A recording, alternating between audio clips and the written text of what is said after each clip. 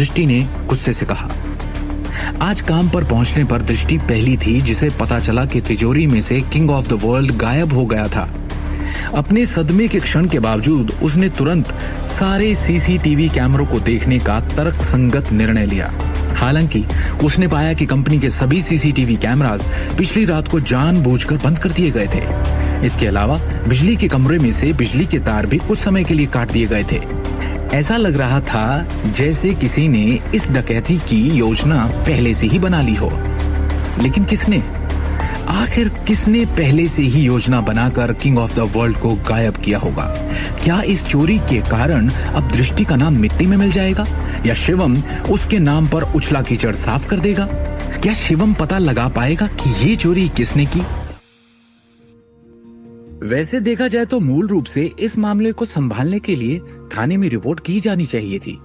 ये कोई छोटा मोटा मामला नहीं था। नारंग एम्पायर के टावर, जहां की सिक्योरिटी सबसे ज्यादा टाइट मानी जाती है और जहां एक परिंदे का भी पर मार पाना मुश्किल है, वहां से लाखों का finished jewellery product king of the world चोरी हो गया। कंपनी के प्रबंधन के सदस्यों, विशेष रूप से तान्या नारंग और करण नारंग ने दृढ़ता से अनुरोध किया था कि निदेशक मंडल पुलिस को इसे संभालने के लिए बुलाए। हालांकि चेयरमैन विक्रम टोकस ने किसी को भी ऐसा करने से रोक दिया था। उन्होंने दावा किया कि उन्हें इसे सार्वजनिक रूप से प्रचारित नहीं करना चाहिए और अस्थायी रूप से कंपनी के भीतर आंतरिक जांच करनी चाहिए।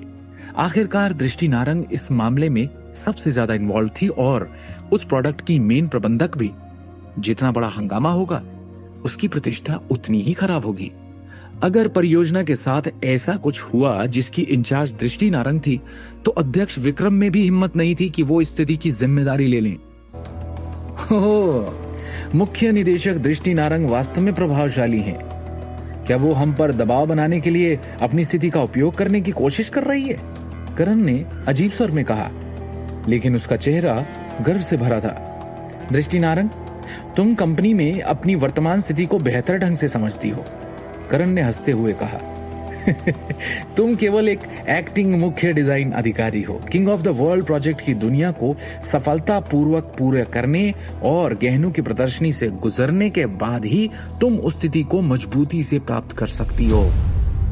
करण नारंग ने आक्रामक रूप से कहा, लेकिन वर्तमान स्थिति को देखें तो न केवल तुम king of the world project को सफलतापूर्वक पूरा करने में विफल रही, बल्कि तुमने दुर्लभ गहने भी खो दिए जिनकी कीमत लाखों से भी अधिक थी। इसके अलावा गहनों की प्रदर्शनी कल आयोजित होने जा रही है, जिसका मुख्य आकर्षण वही किंग ऑफ द वर्ल्ड था। इतनी बड़ी लापरवाही का इस कंपनी को कैसे स्पष्टीकरण दोगी तुम दृष्टि? क्या तुमने सच में सोचा था कि तुम मुख्य डिजाइन अधिकारी की स्थिति को इतनी आसानी से सुरक्षित कर सकती हो? दृष्टि ने अपने होठों को कसकर काटा, लेकिन चाहकर भी करण की बात का खंडन नहीं कर सकी। ऊपरी तौर पे वो मजबूत दिख रही थी, लेकिन उसकी आंखों में दर्द छिपा था। वो हमेशा एक छोटी कर्मचारी रही है और अपने लक्ष्य तक पहुंचने के लिए उसने बहुत मेहनत की है। अपनी प्रेरणा और रचनात्मकता के माध्यम से उसने अंततः कंपनी के उच्च अधिकारी के रूप में पहचान प्राप्त की और उसे एक्टिंग निदेशक के रूप में पदोन्नत किया गया। आखिरकार उसे अपने पैरों पर खड़ा होने का और खुद के लिए एक नाम बनाने का मौका मिला। इन पिछले दिनों और रातों की कड़ी मेहनत करने के बाद उसने आखिरकार अपना पहला उत्पाद पूरा कर लिया था, लेकिन जिस काम में उसने अपना सारा खून, पसीना और आंसू बहाए थे, वो कल प्रकाशित होने वाली थी और ठीक उसके पहले किसी ने उसकी चोरी कर ली। अंत में कंपनी के अन्य अधिकारियों द्वारा उसकी आलोचना भी की गई और उस पर झूठा आरोप भी लगाया गया। उसके दिल में इस तरह की पीड़ा को बता पाना नामुमकिन था।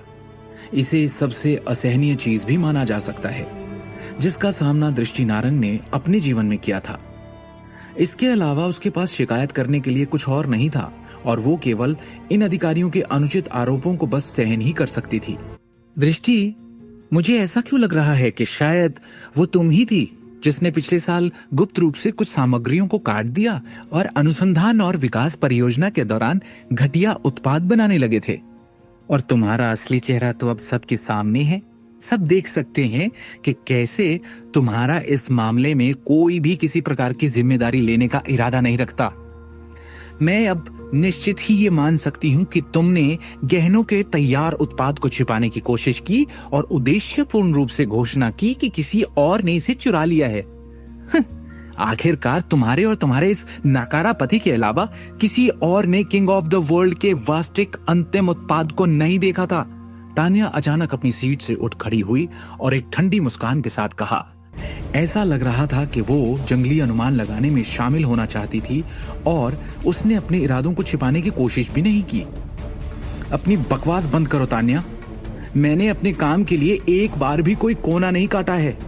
गहनों का एक टुकड़ा भी पूर्णता के साथ बनाया गया था, दृष्टि ने गुस्से में कहा। वो कंपनी के प्रबंधन से संदेह और आलोचना सहन कर सकती थी, लेकिन वो एक ऐसे व्यक्ति के रूप में जिसने सबसे अच्छे गहने डिजाइन करने का प्रयास किया, अपने काम का अपमान नहीं सहन कर सकी। कितनी मजेदार बात है, तान्या ने मजाक करना जारी रखा। तुम अभी भी ये दावा करने की हिम्मत रखती हो कि तुम्हारी रचनाएं परिपूर्ण हैं। तुम्हें अभी भी ये सोचना चाहिए कि तुम्हारी रचनाएं मेरी जितनी अच्छी नहीं है ना? क्या इस चोरी के कारण अब दृष्टि का नाम मिट्टी में मिल जाएगा या शिवम उसके नाम पर उछला कीचड़ साफ कर देगा? क्या शिवम पता लगा पाएगा कि ये चोरी किसने की और दृष्टि के सपने को वापस पूरा करने में उसकी मदद कर पाएगा, या दृष्टि का ये सपना हमेशा हमेशा के लिए टूट जाएगा? आगे की कहानी जानने के लिए देखिए अगला एपिसोड सिर्फ पॉकेट एफएम के यूट्यूब चैनल पर, और शिवम द हिडन वॉरियर के सारे एपिसोड्स को सुनने के लिए डिस्क्रिप्शन में दी लिंक से डाउनलोड करें पॉकेट एफएम ऐप।